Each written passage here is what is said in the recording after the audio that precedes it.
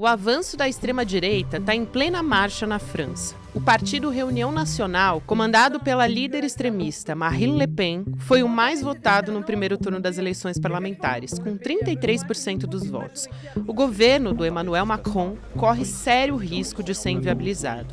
O presidente está tentando costurar uma aliança entre os candidatos republicanos e democráticos para o segundo turno, que acontece já nesse domingo, dia 7 de julho de 2024. O partido centrista de Macron, que no primeiro turno ficou atrás da Le Pen e do bloco de partidos de esquerda, pode não conseguir conter o avanço da onda conservadora. E as sinalizações aconteceram já no mês passado, nas eleições para o Parlamento Europeu. A extrema-direita venceu em países como a própria França, além de conseguir enormes avanços na Alemanha e também na Áustria. A Marine Le Pen é filha de Jean-Marie Le Pen, conhecido por declarações racistas e antissemitas ao longo de décadas na política. Ela tem feito um esforço para tentar limpar a imagem do partido com a opinião pública francesa, mas tem uma postura contrária aos imigrantes e posições abertamente xenofóbicas, assim como o pai dela. Quinta-feira, 4 de julho de 2024.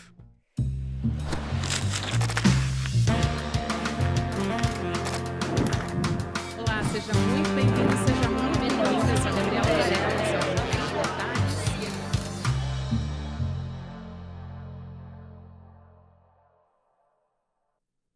Olá, seja muito bem-vindo, seja muito bem-vinda. Eu sou a Gabriela Varela e você já sabe, esse é o Videocast em Detalhes, aqui sempre com um convidado ou uma convidada, a gente analisa uma temática, uma notícia importante do momento. Hoje a gente vai conversar sobre o avanço da extrema-direita na França. O que está em jogo, o que a gente tem de cenário até agora nas eleições. Eu vou conversar com um ex-ministro da Educação, professor, filósofo da política, o Renato Janine Ribeiro, que também é presidente da SBPC, que é a Sociedade Brasileira para o Progresso da Ciência. Ministro, obrigada por aceitar nosso convite. Bem-vindo. Prazer em te ver, Gabi. Prazer em estar aqui. Prazer é todo nosso. Bom, a gente vai falar sobre o segundo turno, ainda vai acontecer neste domingo, mas a gente já tem um cenário se formando. Primeira coisa, antes da gente entrar no que foi esse último domingo, e qual é o tamanho da vitória da extrema-direita, primeiro, como que é o sistema distrital na França, né? O sistema distrital francês?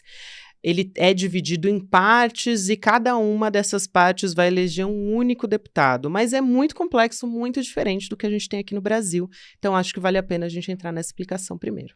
Isso. O Brasil, assim como Portugal e Espanha, tem um voto por estado ou região, que é um voto proporcional. Então, São Paulo tem 70 deputados, Roraima tem 8, e dentro de cada estado você vai eleger tantos deputados por partido, quantos por cento de votos o partido teve. Então, o sistema proporcional representa melhor a vontade do povo, mas ele tem facilidade de se esfacelar em muitas diferenças e ainda mais uma dificuldade de constituir uma maioria sólida. Na França, Estados Unidos, Reino Unido, você tem o voto distrital. O voto distrital, basicamente, você tem 577 deputados na França, tem 577 distritos, ou seja, são 577 eleições, assim, que ocorrem. E quem tiver maioria, somando os distritos, quem tiver 290 deputados, tem maioria absoluta, governa o país sem muita dificuldade. Se tiver menos que isso, a coisa complica. Então, como que é, além disso, o sistema de eleição distrital na França, diferente da Inglaterra e Estados Unidos, tem 2 turnos em cada distrito. Não é 2 turnos só para presidente, é no distrito. E no distrito, então, se você tiver maioria absoluta no primeiro turno, que foi esse domingo, você está eleita. Se você não tiver maioria absoluta, vão para o segundo turno todos que tiveram pelo menos 1/8 de votos dos eleitores inscritos. Não é só de quem compareceu, é dos inscritos, porque na França, como em vários países, o voto não é obrigatório. Então essa eleição teve muita participação. Mais de 60%, 2/3 foram votar. Tem eleições que vai metade ou menos da metade. Então, houve muita participação e a pena é que muita participação dessa foi de extrema-direita. Então, como para o segundo turno não vão só os 2 mais votados na eleição distrital, na presidencial são os 2 mais votados como aqui. Na distrital, não. podem ir 3, podem ir 4, teoricamente poderiam ir até 8. Se todos votassem e 8 candidatos tivessem exatamente o mesmo número de votos, teria 8. Na prática, é muito difícil você ter as chamadas triangulares, quando vão 3 que se qualificam, quadrangulares é mais raro ainda. 2 anos atrás, teve 8 triangulares, 8 distritos em que havia 3 candidatos no segundo turno. Dessa vez foram 300. E o que aconteceu? Em relação aos 300, o que você tem? Você tem que, geralmente, um cara da extrema-direita, um nome da esquerda, e, em terceiro lugar, nas votações, o nome da direita, ou do centro-direita, se a gente quiser chamar assim, turma do Macron e próximos ao Macron, e até o do partido que não é do Macron, mas que é de direita, os republicanos. Então, com 3 candidatos, fica mais fácil a extrema-direita ganhar, porque os não extremistas vão se dividir entre esquerda e centro-direita. Então, o que acontece nesse caso? Acontece o que chama-se na França a desistência republicana. Existe uma coisa que chamam de espírito republicano na França. O espírito republicano compõe-se de alguns valores básicos. Primeiro, separação da igreja e do Estado. Isso existe há bastante tempo. Segundo ponto, distinção entre Estado e partido. O Estado tem uma permanência, o partido não. O partido está no governo, depois de uns anos sai, etc., troca e depois entra o outro, mas os funcionários de carreira são os mesmos. A estrutura do Estado permanece a mesma. E terceiro pilar, a educação, que me interessa particularmente porque eu dirigi essa área no Brasil. A educação na França, ela é laica, republicana. Laica quer dizer, não prega religião, mas também não prega valores partidários. Mas, ao mesmo tempo, ela prega os direitos humanos, que são, vamos dizer, uma grande iniciativa da Revolução Francesa. Faz o quê? Quase 250 anos. Então, os direitos humanos, e a principal coisa da educação na França é que ela é o grande veículo de ascensão social. É pela educação que as pessoas têm uma igualdade de oportunidades.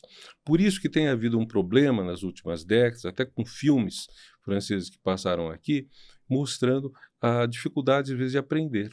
Uma criança, por um filho de imigrantes, periferia, pobre, ela vai ter mais dificuldade de aprender do que alguém que vem da elite. No Brasil, isso é batata e a gente sabe que é assim, e é muito difícil mudar isso. Na França, isso é revoltante. Os franceses ficam indignados com isso, pelo menos uma parte dos franceses. Então, esses são os pilares do espírito republicano. Disciplina republicana é quando você reúne os votos de quem partilha esses valores, seja de direita, seja de esquerda, contra quem não partilha esses valores. E quem não partilha? O partido que foi fundado pelo pessoal que colaborou com os nazistas, o Rassemblement National, que a gente pode traduzir como União Nacional, o partido da Le Pen de extrema-direita. Eles foram fundados em 72 por gente que esteve junto com os nazistas, que lutou nas SS alemãs. E aí, esse povo sempre foi preconceituoso, falou coisas horríveis sobre judeus, etc., até que o Le Pen pai foi defenestrado, foi derrubado pela filha, Marine Le Pen, que tratou de fazer um certo embelezamento do partido. Então, ela fala bem de Israel. Mesmo assim, dezenas de candidatos dela, deputados, foram flagrados tendo frases antissemitas. O jornal Libération, que é um jornal ótimo, a gente tinha que ter um jornal assim no Brasil, o Libération fez isso. Ele levantou, mostrou isso tudo. Libération está em plena campanha democrática, assim como Le Monde. São os 2 grandes jornais franceses, a meu ver. Tem o Figaro também, mas não acho o Figaro do mesmo nível, que é um jornal mais de direita. Então, o fato é que, com tudo isso, a Le Pen está se enfeitando. E aí ela prepara um bote para conseguir o governo. Aí precisa explicar também uma outra coisa, que a França tem um presidente forte. No parlamentarismo, o princípio é você tem a separação executivo-legislativo não é bem assim no parlamentarismo. Tem o executivo sim, mas é o legislativo que indica. Para você ser primeiro-ministro, para você governar, você tem que ter maioria no legislativo. Maioria absoluta, preferencialmente, se não, você tem que fazer coalizão, ou no limite governa com minoria enquanto a oposição não te derrubar. Às vezes a oposição não consegue te derrubar porque uma parte é de esquerda ou de direita e não querem derrubar um governo de centro por razões opostas. Enfim, mas o fato é que o presidente da França tem poder. Isso foi criado pelo De Gaulle, em 1958. Então, o presidente pode uma série de coisas, inclusive dissolver a Assembleia. E dissolver a Assembleia só precisa consultar o presidente da Câmara e o presidente do Senado. Ele, ao que parece, para tomar a decisão de dissolver, deu uma ligação para cada um comunicando que ia dissolver. Pois é. 1 minuto e pouco. Não consultou, o que é altamente irregular. E aí o resultado, a Assembleia, que era anterior, ele tinha maioria relativa, isto é, não tinha metade mais um, mas tinha maior bancada. Então conseguiu 2 anos governar, graças à habilidade da primeira-ministra dele, e usando um dispositivo constitucional que permite aprovar leis, mesmo sem serem votadas, desde que o parlamento não se manifeste expressamente contra. Então ele fez passar várias leis desse jeito, mas foi se tornando muito impopular o Macron. Aí ele faz a besteira, na noite das eleições europeias, vendo que a extrema-direita pegou 40%, ele decide dissolver a Assembleia. E aí, por quê? Porque aquilo era um voto de protesto, estava na cara. É um pouco como se ele aumentasse a aposta e dissesse, gente, vocês só protestaram ou vocês querem um governo da extrema-direita? O problema é que o pessoal está se manifestando por esse governo. Porém, se a gente olhar o percentual que votou na Le Pen é 35%. Se a gente somar a esquerda, que teve quase 30%, com os macronistas, que tiveram 20%, dá 50%. Eles ganham. Mas como a eleição é por distrito, menos até do que a esquerda. Em cada caso você tem que fazer a votação em separado e se não houver desistência, dá problema. E aí o que aconteceu? A esquerda desistiu em massa. Quando ela está em terceiro lugar, em massa ela foi apoiar os caras de direita. Um espírito republicano total, como eu dizia. A direita, o centro-direita, não fez a mesma coisa. Eles desistiram em 80 lugares, mas não em todos. Então ainda vai haver 100 eleições triangulares, nas quais sabe lá Deus o que vai acontecer, e mesmo nas eleições em que houve desistência, você precisa ter certeza de que o candidato que desistiu vai fazer os votos dele chegarem contra o inimigo comum, né? Como disse o primeiro-ministro saiu muito bem. Ele falou, olha, a esquerda, o partido mais esquerda, LFI, a França Insubmissa, é nosso adversário. A União Nacional de Extrema-Direita é nosso inimigo. Quando se fala em inimigo na política, é muito grave. Inimigo é aquele que você quer matar. Inimigo é da guerra. Na política é para ser um espaço sem guerra. Problema, a extrema-direita bota a guerra dentro da política.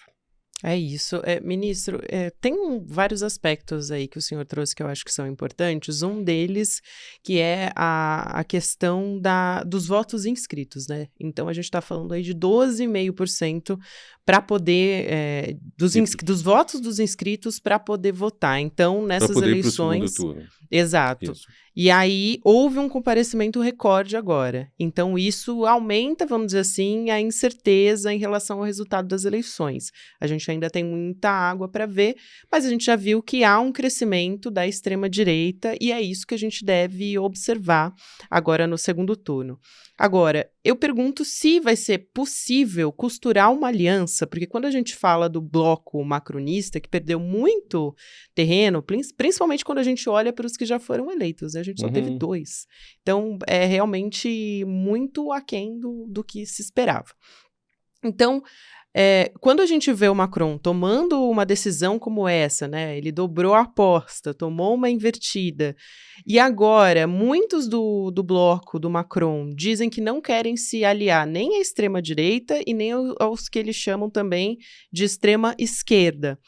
Vai ser possível costurar algum tipo de aliança? Qual é a expectativa em relação ao que a gente deve ver no parlamento a partir de agora? Porque, aparentemente, a maioria realmente que está se formando é da extrema-direita. A gente já teve vamos dizer assim, um avanço, uma vitória grande da extrema-direita e da própria Le Pen, né? Olha, o voto distrital, geralmente ele visa formar maiorias no parlamento, mesmo que você não tenha maioria dos votos. Porque no proporcional é cada vez mais difícil ter maioria dos votos. Porque o mundo está se desfacelando em muitas linhas. A própria França, a Alemanha, Reino Unido, funcionavam na base do bipartidarismo. Estados Unidos ainda funcionam.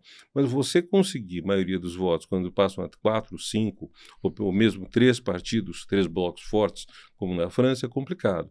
O que é admirável é que a esquerda, apesar das suas divisões, conseguiu se unir em questão de horas. Foi muito bonito isso. Claro, tem estresse, tem uma turma que é contra a invasão russa da Ucrânia, uma turma que não Enfim, tem diferenças, mas os pontos principais está todo mundo junto. Isso é muito bacana. Agora, como vai ser, primeiro, eleição, como vai ser depois da eleição? Nós temos duas hipóteses básicas. Primeira, a extrema-direita faz maioria absoluta. Ou a União Nacional sozinha, ou ela somada com alguns extraviados de direita, que podem fazer. Então, o governo deles, durante um ano pelo menos, vão fazer o que quiserem, porque o presidente pode até vetar uma lei, mas a Câmara derruba. Sabe? Não precisa de 2/3, 3/5, sei lá, para derrubar a lei. É maioria. Então, o presidente não vai só servir para conter e para chegar uma hora que pode dissolver a Câmara. Primeira hipótese. Segunda hipótese, a extrema-direita não consegue formar o governo, então, normalmente chamaria a segunda força mais presente no parlamento, que seria possivelmente a esquerda, mas que não vai conseguir governar sozinha. Nem a esquerda vai governar sozinha, nem a macronia, como os franceses dizem, vai. Então, teria que fazer uma aliança. Como vai ser essa aliança?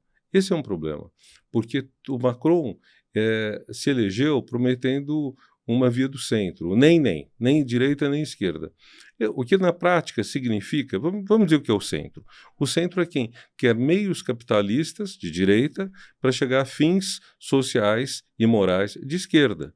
O centro é quem quer, por exemplo, melhorar o nível de vida das pessoas, quer promover direitos humanos, respeitar as orientações sexuais, mulheres, imigrantes, negros, porém acredita mais no liberalismo do que nas políticas públicas ou nas políticas estatais.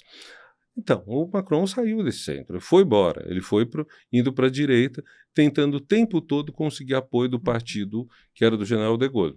E partido que já estava pequeno, mas cujo presidente acaba de trair o legado do de Gaulle para apoiar o pessoal que colaborou com os nazistas. De Gaulle foi um homem que fez a França chegar no fim da guerra como vitoriosa, tendo sido derrotada, ocupada e tendo tido um governo colaboracionista. O nome colaboracionismo vem da França, do Marechal Pétain, que era um herói da Primeira Guerra e foi um traidor na Segunda.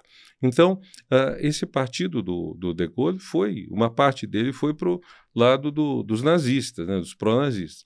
Mas, enfim, o que vai ser o day after? Vai ser muito difícil. Supondo que seja uma vitória maciça da extrema-direita, vai ser muito grave. Se a maioria da população está dividida entre direita e esquerda republicanas conseguir dar um basta a isso, vai ser difícil eles formarem um governo. Eu acho que vale a pena a gente explicar também um pouco sobre as diferentes correntes políticas que existem na França hoje, porque, por exemplo, o senhor trouxe um panorama muito importante que é a Le Pen tentando se distanciar do pai, justamente Isso. porque ele tinha falas abertamente racistas, enfim, xenófobas e por aí vai.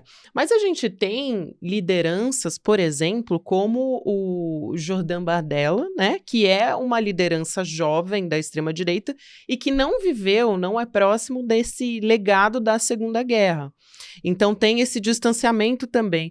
Qual que é a característica, eu acho que vale a pena a gente trazer, dessa nova cara da extrema-direita que está surgindo e como é que ele se relaciona também com a Le Pen, que é uma face da extrema-direita que estava tentando se distanciar do pai, mas que já está se afastando mais uma vez dessas características mais voltadas a direitos humanos que ela queria vender como se ela tivesse, né? Veja, nós não somos tão extremistas assim, e a gente sabe que não é por aí, né? Na verdade, ela em nenhum momento simpatizou com os direitos humanos. Com direitos sociais, sim. Ela foi contra a reforma da Previdência para aumentar a idade de aposentadoria de 60 para 62 anos. Prometeu que ia reverter isso assim que sumisse. Já voltou atrás, porque ela pegou o apoio de alguns caras de direita, como presidente do partido, que era do partido de Gaulle, para conseguir votos. Então, já está renegando um pouco isso, o que é inteiramente normal. Ela é mais habilidosa que o pai, sem dúvida. Ela conseguiu botar um garotão de 28, 29 anos como candidato a primeiro-ministro, conseguiu. Mas há um ponto que é uma marca registrada da extrema-direita, é o ódio. A política do ódio. Uma política que, então, precisa criar alguém que é culpado de todos os males do mundo. Por isso que essa galera era antissemita, porque o judeu era o culpado. O judeu é um povo supostamente sem pátria, errante, sem nenhum compromisso de raiz, que nem mesmo cultiva a terra, que é o símbolo da raiz, que vive mexendo com dinheiro, especulando com dinheiro. Então o judeu era ameaça. 100 anos atrás, era perfeitamente possível a extrema-direita acusar os judeus de serem capitalistas e bolchevistas. Havia uma coisa totalmente louca que era: o judeu nos ameaça pelo capitalismo de Wall Street e pelo bolchevismo de Leningrado, da União Soviética. Então, isso daí passou, mas continuou por muito tempo esse preconceito e ainda dezenas de candidatos delas são antissemitas. Falam isso que a Liberação pegou. Agora, por outro lado, com o passar do tempo, e à medida que o Estado de Israel se consolidou, inclusive como um Estado de uma política conservadora e repressiva contra os árabes, o papel que era do judeu foi assumido por outros, é o outro, né, o diferente. Então, o diferente por excelência na França, curiosamente, é o árabe. São os imigrantes que vêm das antigas colônias, Argélia, Marrocos, Tunísia, as três no norte da África, praticamente em frente da França, e sem contar os negros que vêm mais do sul da África. Então, ou do centro do sul da África, abaixo do Saara, né? Então, tudo isso cria uma hostilidade ao outro que é sempre o culpado de todos os males do mundo. Por isso que uma das coisas que ela diz é o seguinte: não sei quantos cidadãos, quantos eleitores tem na França, talvez uns 40 milhões, 30, 40 milhões. Ela diz que os 3 milhões, 5 milhões de binacionais não podem ter certas posições. Binacional é quem é francês e argelino, francês e marroquino, francês e brasileiro, inclusive. Acho que os brasileiros não sofrem tanto preconceito, mas vamos dizer, na hora do preconceito, todo mundo pode sofrê-lo. Esse é o ponto crucial dela. Então, uma cultura do ódio, provavelmente a primeira coisa que a gente vai ver ela assumindo é muita pancadaria. É a polícia batendo na rua em quem puder, vai ser muita violência, vai haver mortes. Isso, sem dúvida, vai haver. E isso é terrível da gente imaginar. Agora, quanto a melhorar a vida dos mais pobres, eu duvido. É muito preocupante. Só que para trazer a informação, né, o senhor estava certíssimo. A gente tem 49,33 milhões de eleitores aptos a votar, que dos que participaram, a gente teve ali 66,71%, que foi muita coisa. 2/3, né? Para a gente fechar, eu pergunto a respeito do Macron, né? Uhum. O senhor já explicou como é que funciona, a gente tem um presidente eleito pelo voto direto e a gente tem um premier também que representa o governo, indicado pelo presidente, mas não é tão simples assim, né? O senhor deu essa explicação. Agora, qual é o tamanho da vitória da extrema-direita e o que o Macron vai poder fazer? Porque eles sozinhos, eles não vão conseguir ter maioria. Como é que vai ser essa questão do parlamento, o balanço com o Macron? Olha, a Constituição da França não diz em nenhum momento que o presidente tem que nomear o líder do partido vitorioso. Ela diz que o presidente indica o primeiro-ministro. O primeiro-ministro vai ao Congresso, expõe para a plataforma de governo e não precisa, ao contrário de outros países, pedir um voto de confiança, pedir aprovação. Então, a única forma de tirar o primeiro-ministro indicado é o parlamento aprovar uma moção contra ele. Então, se a extrema-direita tiver maioria absoluta, ele terá que indicar alguém do agrado deles, mas pode até dizer: não indica o Bardella, não indica o Le Pen, indicar outro nome. Ele pode fazer isso e pode virar uma queda de braço. Demitir o primeiro-ministro, a rigor, ele não pode, mas ele pode criar uma situação difícil para o parlamento, recusar assinar decretos, que aí o governo vai ter que fazer aprovar na Assembleia. Ele pode fazer uma guerrilha desse tipo. Agora, o ponto crucial é o seguinte: Macron tinha 200 e tantos deputados. Vai ter quantos? 20, 40, 100? Não sei. O fato é que ele desempregou uma galera que tinha 5 anos de mandato e que depois de 2 foi forçada a fazer campanha, foi forçada a gastar a sola de sapato, talvez gastar dinheiro, embora seja reembolsado, e esse pessoal não deve estar nada feliz com ele.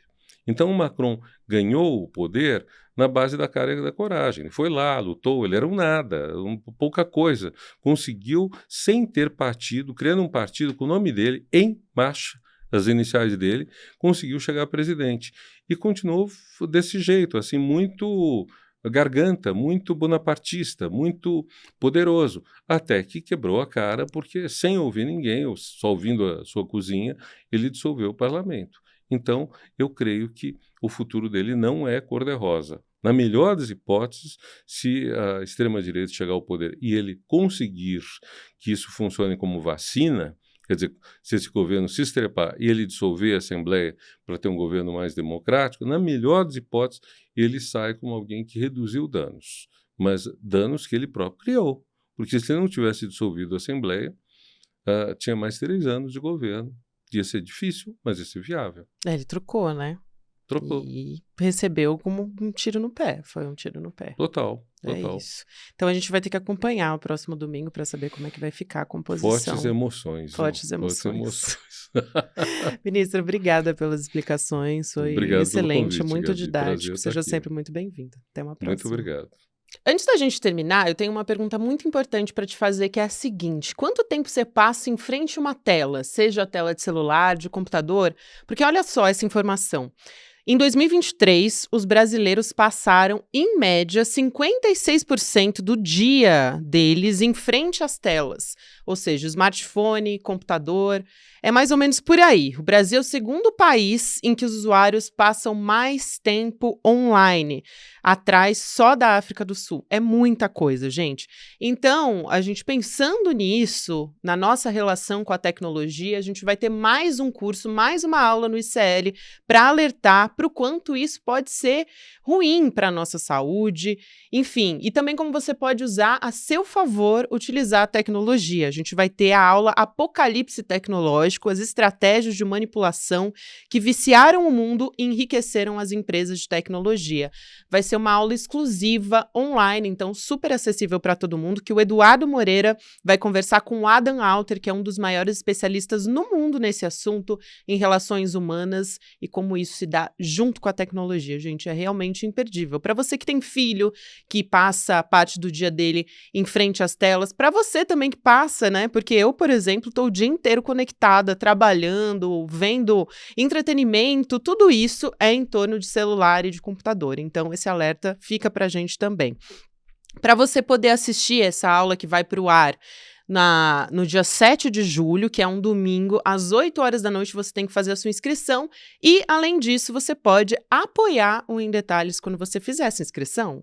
Ou seja, você inscreve pelo nosso link emdetalhesicl.com.br, porque aí você vai estar apoiando o nosso programa a ter mais suporte aqui dentro do ICL. Então fica a dica para você, essa aula inédita vai acontecer agora, não perde essa oportunidade.